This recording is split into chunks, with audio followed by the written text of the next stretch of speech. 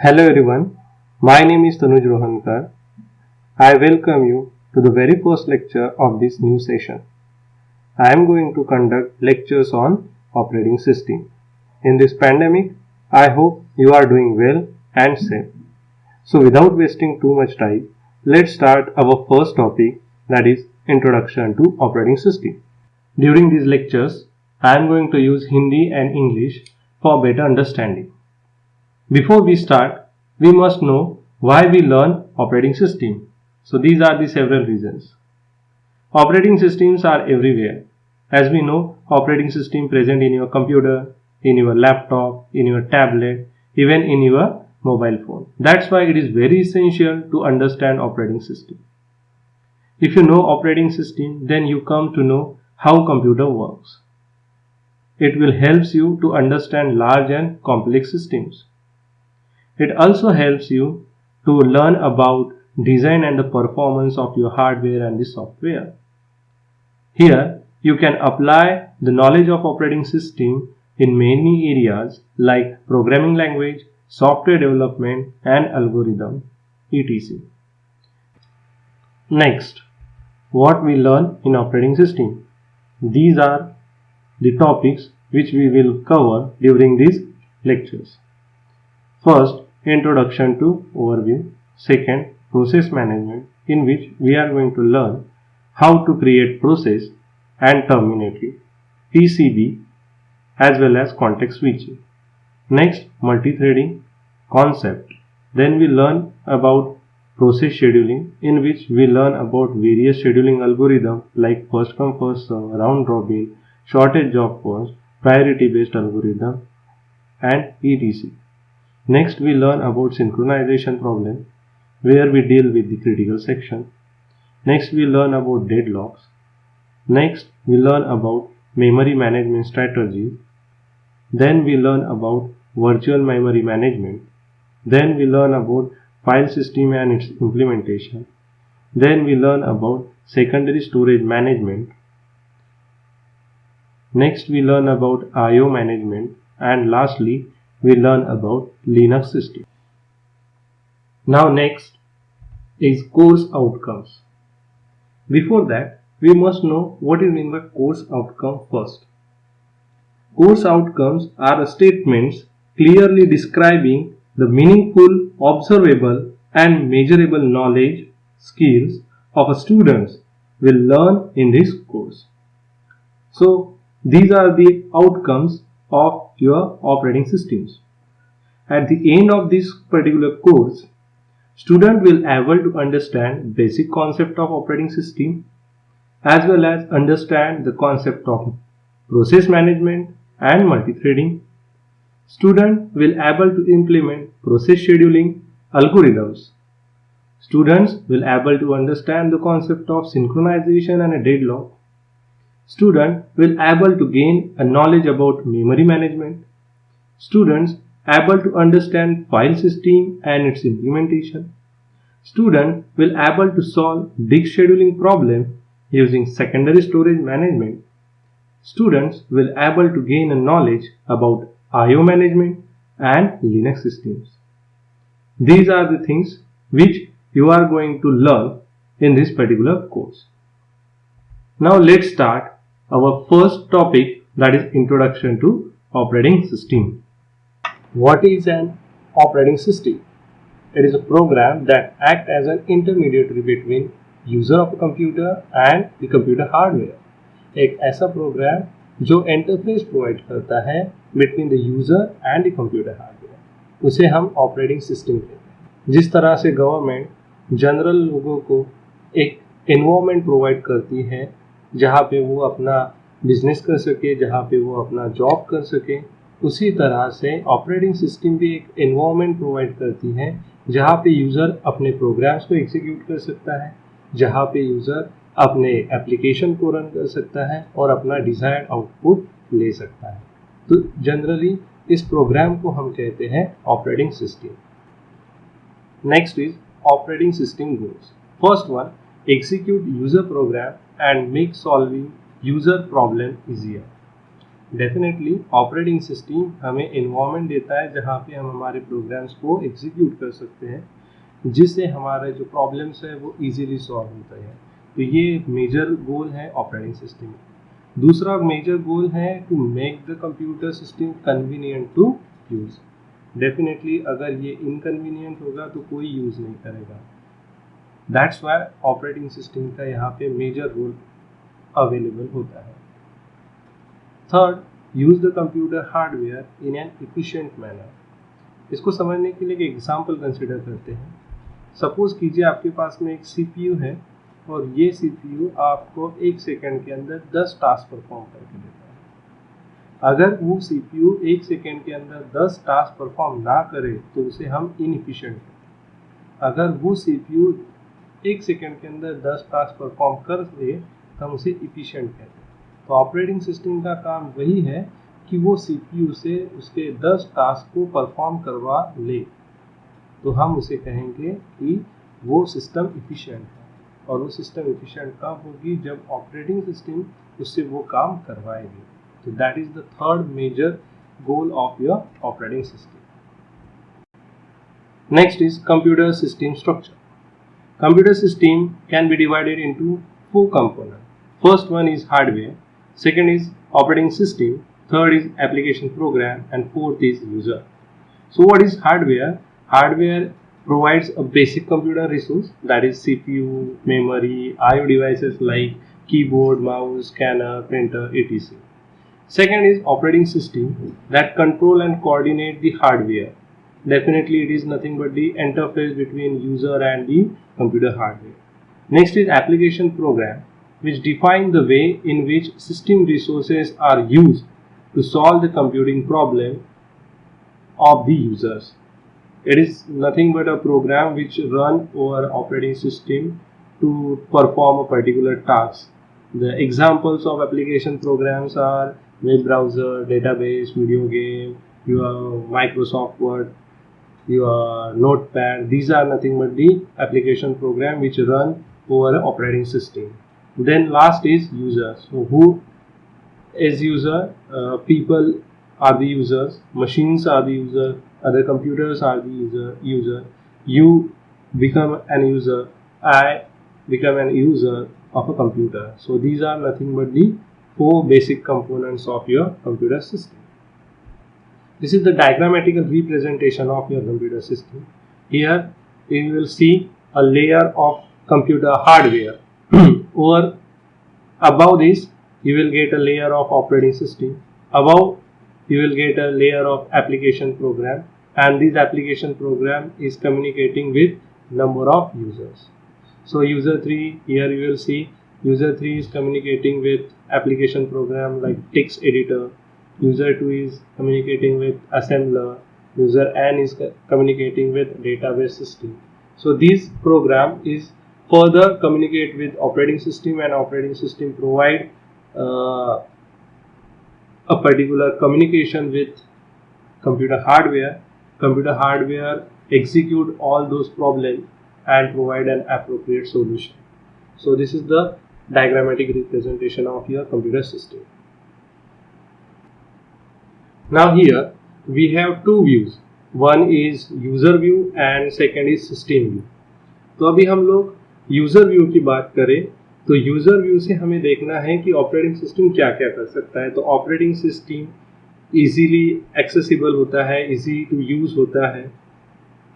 Then ऐसा भी होता है कि हम लोग एक टर्मिनल पे बैठे हैं और वो टर्मिनल मेन फ्रेम या फिर मिनी कंप्यूटर के साथ में कनेक्टेड हो, तो एक कंप्यूटर 2-4 लोग, 5 लोग, जितने भी टर्मिनल्स वहाँ पे अवेलेबल है वो सारे वो एक कंप्यूटर को एक्सेस कर सकते हैं। या फिर हम लोग ऐसा भी कर सकते हैं कि नंबर ऑफ यूज़र अलग अलग टर्मिनल्स पे बैठे हों, वो वर्क स्टेशन या सर्वर के साथ में कनेक्टेड हो, तो वहाँ पे हम रिसोर्सेज को भी शेयर कर सकते हैं, वहाँ पे हम फाइल्स को भी शेयर कर सकते हैं, वहाँ पे हम लोग डेटा को भी शेयर कर सकते हैं। सो ये सारी चीज़ें हैं जो operating system user point of view से देखा जाए तो कर सकता है। कुछ चीज़ें और हैं जहाँ पे यूज़र को इंटरफेस नहीं मिलता है, लेकिन फिर भी ऑपरेटिंग सिस्टम उसके लिए कुछ टास्क परफॉर्म करती है। फॉर एग्जांपल किसी ऑटोमोबाइल सिस्टम की अगर हम बात करें तो कार के अंदर कोई डिवाइस है या फिर कोई एम्बेडेड सिस्टम है जो कनेक्टेड है, तो वहाँ पे हमें कोई यूज़र इंटरफेस नहीं मिलेगा, लेकिन वहाँ पे जो कंप्यूटर होगा वो अपना टास्क परफॉर्म कर लेता है। सो ये तो बात होगी यूज़र व्यू की। आगे हम बात करते हैं सिस्टम व्यू के बारे में। तो सिस्टम व्यू के हिसाब से अगर हम देखें तो ऑपरेटिंग सिस्टम एक रिसोर्स अलोकेटर करके काम करता है। रिसोर्स मतलब आपका कीबोर्ड हो गया, आपका माउस हो गया, आपका प्रिंटर हो गया, आपका स्कैनर हो गया, आपका सीपीयू हो गया, आपकी मेमोरी होगी। तो इनको मैनेज करने का काम कौन करेगा? तो ऑपरेटिंग सिस्टम करेगा। ये पॉइंट ऑफ व्यू है सिस्टम का। सेकेंड होता है operating system is a control program. तो ऑपरेटिंग सिस्टम प्रोग्राम एग्जीक्यूशन को कंट्रोल करेगा, एरर्स को देखेगा कि improper use of a computer हो रहा है या नहीं हो रहा है। अगर इम्प्रॉपर यूज हो रहा है तो उसके बारे में आपको इंफॉर्मेशन प्रोवाइड करेगा या फिर उस चीज को टर्मिनेट करेगा। ये सारी चीजें ऑपरेटिंग सिस्टम करता है by system point of view. Next is computer startup. यहाँ पे हमें देखना है कि जैसे ही हम पावर बटन को ऑन करते हैं तो हमारा कंप्यूटर स्टार्ट होता है, हमारा कंटेंट लोड होना शुरू हो जाते हैं। तो ये किस तरह से होता है? क्योंकि हमारा ऑपरेटिंग सिस्टम सेकेंडरी मेमोरी में स्टोर्ड होता है और सीपीयू स्टार्ट होने के बाद में सेकेंडरी मेमोरी से कौन सा डेटा पिकअप करना चाहिए ये बारे में अवेयर नहीं होता है। उसे पता ही नहीं होता है कि सेकेंडरी मेमोरी में एग्जैक्टली कहाँ पे हमारा ऑपरेटिंग सिस्टम स्टोर्ड है। फिर भी हमारा कंप्यूटर स्टार्ट हो जाता है। तो उसके पीछे रीज़न ये है कि हमारे पास में एक बूट स्ट्रैप नाम का प्रोग्राम होता है जो हम जनरली रोम मेमोरी के अंदर स्टोर करके रखते हैं। उस प्रोग्राम को सबसे पहले हमारा सीपीयू फेच करता है और ये बूट स्ट्रैप प्रोग्राम हमें इंफॉर्मेशन प्रोवाइड करता है कि हमें सिस्टम को इनिशियलाइज कहाँ से करना है, मतलब कहाँ से हमें हमारा ऑपरेटिंग सिस्टम को लोड करना है फॉर द एग्जीक्यूशन। और वहाँ पे जो एड्रेसेस अवेलेबल होते हैं उन एड्रेसेस का यूज़ करके हम ऑपरेटिंग सिस्टम को लोड करते हैं इनटू हमारा मेन मेमोरी और वहाँ से हम हमारे प्रोग्राम को एग्जीक्यूट करना स्टार्ट करते हैं और इस तरह से हमारा जो कंप्यूटर है ये कंप्यूटर स्टार्ट होता है। इसके बाद में हम बात करेंगे कंप्यूटर ऑर्गेनाइजेशन की। यहाँ पे अगर आप देख सकते हो तो डायग्रामेटिक रिप्रेजेंटेशन दिया हुआ है मॉडर्न कंप्यूटर का।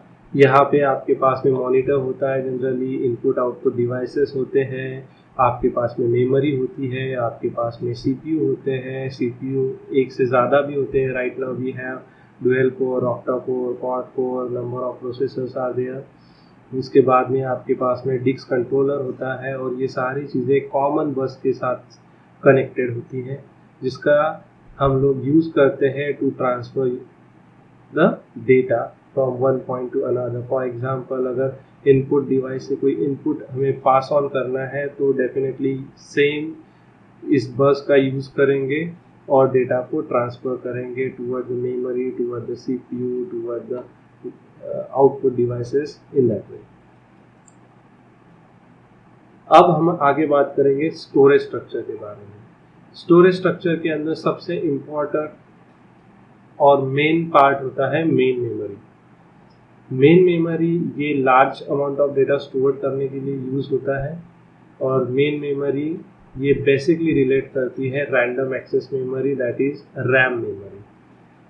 As we know RAM memory is in volatile in nature. Volatile in nature मतलब अगर उसका कोई पावर ऑफ कर दे तो मेमोरी के अंदर जितना भी डेटा स्टोर होगा वो इरेज हो जाएगा। इसके बाद में जो सेकेंड मेमोरी आती है उसे हम कहेंगे सेकेंडरी मेमोरी या फिर हमसे कहेंगे हार्ड डिस्क। या ये मेमोरी की कैपेसिटी, स्टोरेज कैपेसिटी ज़्यादा होती है as compare to RAM memory और ये memory non volatile in nature होती है। इन केस अगर आप कोई डेटा सेकेंडरी मेमोरी में स्टोर करते हो देन पावर ऑफ हो भी जाए तो भी आपका डेटा सिक्योर रहेगा। थर्ड जो मेमोरी के बारे में हम बात करेंगे वो है हमारी मैग्नेटिक डिस्क। ये मैग्नेटिक डिस्क के अंदर हम लोग डेटा स्टोर करते हैं, डेटा रिकॉर्ड करके रख सकते हैं। डिस्क सरफेस ये लॉजिकली डिवाइडेड होता है into number of tracks and उस ट्रैक्स को हम सब डिवाइड करते हैं इनटू नंबर ऑफ सेक्टर्स के अंदर। डिस्क कंट्रोलर इन सारी चीज़ों को कंट्रोल करता है और हमारा डेटा मैग्नेटिक डिस्क में स्टोर होता है। कैसे होता है, क्या होता है, ये हम लोग आगे आने वाले मेमोरी मैनेजमेंट चैप्टर के अंदर कवर करेंगे। Now here you will see the hierarchy, diagrammatic representation. यहाँ पे अगर आप ऑब्जर्व करोगे तो जैसे ही हायरार्ची में हम अपवर्ड डायरेक्शन में जाएंगे तो हमें दिखाई देगा कि स्टोरेज कैपेसिटी हमारी रिड्यूस हो रही है। तो register having lowest storage capacity then cache having lowest storage capacity then main memory. Likewise जैसे जैसे नीचे आते जाओगे स्टोरेज कैपेसिटी बढ़ती जाएगी, जैसे जैसे ऊपर चले जाओगे स्टोरेज कैपेसिटी रिड्यूस होती जाएगी।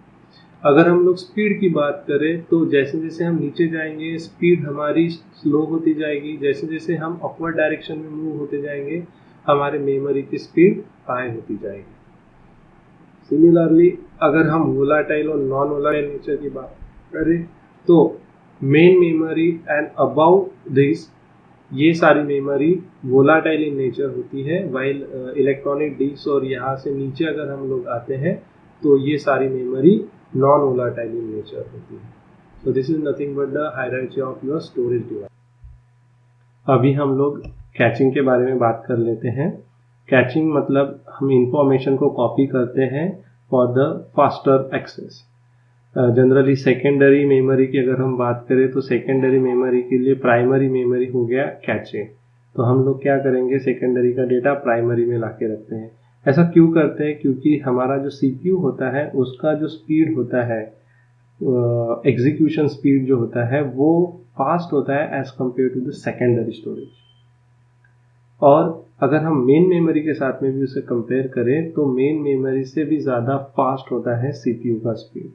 तो हमें ऐसी कोई मेमोरी चाहिए जो फास्ट इन नेचर हो और जो आइडियल टाइम हमारा जाने वाला है, वेटिंग टाइम हमारा जो जाने वाला है टू एक्सेस अ मेमोरी, उस टाइम को हम रिड्यूस कर सकते हैं। इसीलिए हम लोग फास्टर मेमोरी को यूज करते हैं और जिसे हम कहते हैं कैचे मेमोरी। तो जनरली होता क्या है, जो मोस्ट फ्रिक्वेंटली यूज डेटा होता है उन डेटा को हम कैचे मेमोरी में लाके स्टोर करते हैं for the faster access. Then हमारा जो वेटिंग टाइम होता है उसकी वजह से रिड्यूस हो जाता है। अगर हम लोग कैचे मेमोरी की बात करें तो कैचे मेमोरी ये स्मॉलर इन साइज होता है बट फास्टर इन नेचर होता है। तो जो मोस्ट फ्रिक्वेंटली यूज होगा उसी डेटा को हम जनरली कॉपी करते हैं, सारा डेटा हम कॉपी नहीं करते हैं। So this is all about the caching. Next is operating system services. Here we listed out few services related with the operating system. First one, user interface. Here you will see three type of user interface. One is command line, second is graphic user interface, and third is batch. Generally Microsoft operating system, Windows operating system, or you can say Linux operating system, iOS operating system provides this kind of GUI based interface. Linux or you can say DOS operating system provides you command line interface. Then next service के बारे में अगर हम बात करें तो होता है प्रोग्राम एग्जीक्यूशन, जहाँ पे प्रोग्राम को लोड करना, रन करना, नॉर्मली एबनॉर्मली एग्जीक्यूट करना, एरर्स को इंडिकेट करने का काम ये सर्विसेज के अंदर आती है। देन अगर किसी प्रोग्राम को रन करते वक्त आईओ डिवाइसेस की ज़रूरत होती है तो वो आईओ रिलेटेड ऑपरेशन परफॉर्म करने के लिए भी services IO operation related provide करता है ऑपरेटिंग सिस्टम। नेक्स्ट आता है फाइल सिस्टम मैनिपुलेशन, जहाँ पे हम किसी फाइल को या फिर डायरेक्टरी को क्रिएट कर सकते हैं, डिलीट कर सकते हैं, सर्च कर सकते हैं, लिस्टेड कर सकते हैं, परमिशन दे सकते हैं। ये सारी चीज़ें ये सर्विसेज के अंदर हम लोग प्रोवाइड करते हैं। नेक्स्ट आता है कम्युनिकेशन। अगर दो प्रोसेस एक दूसरे के साथ में कोई इंफॉर्मेशन एक्सचेंज करना चाहे तो वो इंफॉर्मेशन एक्सचेंज हो सकती है या फिर कम्युनिकेशन हो सकता है via two way. Either you can use a shared memory और you can use message passing method. तो मैसेज पासिंग सिंपली आप एक दूसरे को मैसेज पास कर लो या फिर इंफॉर्मेशन पास कर लो, और दूसरा होता है शेयर्ड मेमोरी। एक कॉमन मेमोरी होगी, जिस तरह से गूगल ड्राइव पे हम लोग डेटा स्टोर करके मल्टीपल यूजर्स के साथ में डेटा शेयर कर सकते हैं। उस तरह से शेयर्ड मेमोरी होगी और प्रोसेसेस उन शेयर्ड मेमोरी से डेटा को फेच करके कम्युनिकेशन कर सकते हैं। नेक्स्ट बात आती है एरर डिटेक्शन के बारे में। हो सकता है कि सीपीयू या फिर मेमोरी या फिर आईओ रिलेटेड कोई एरर ऑकर हो, तो उन एरर को डिटेक्ट करने का काम, कौन से टाइप का एरर है वो देखने का काम और उसे करेक्ट करने का काम कौन करेगा, ये सर्विस करेगा। यहाँ पे डिबगिंग का भी ऑप्शन प्रोग्रामर को मिलता है अगर हम लोग यूजर साइड की बात करें। देन रिसोर्स अलोकेशन सर्विसेज भी प्रोवाइड होते हैं। which type of resources are there and which type of resources assigned to the particular process, ये सारी इंफॉर्मेशन उसे मैनेज करने का काम ऑपरेटिंग सिस्टम करता है। अकाउंटिंग के अंदर नंबर ऑफ यूजर, कौन से टाइप का और कितने टाइम के लिए उस रिसोर्सेज को होल्ड करता है, यूज करता है, उसका रिकॉर्ड करने का काम अकाउंटिंग सर्विसेज के अंदर आता है। और लास्ट में जो सर्विस आती है जिसके बारे में हम बात करेंगे वो है प्रोटेक्शन और सिक्योरिटी। प्रोटेक्शन के अंदर हम लोग इंश्योर करेंगे कि सारे रिसोर्सेज का कंट्रोल हमारे पास में हो, और सिक्योरिटी के अंदर हम ऑथेंटिकेशन करेंगे। जनरली आईडी और पासवर्ड्स जिस तरह से होता है उस तरह से कुछ सिक्योरिटी भी ऑपरेटिंग सिस्टम प्रोवाइड करता है। With this, I conclude this lecture number 1. I hope you understand all the concepts that covered in this lecture. Thank you.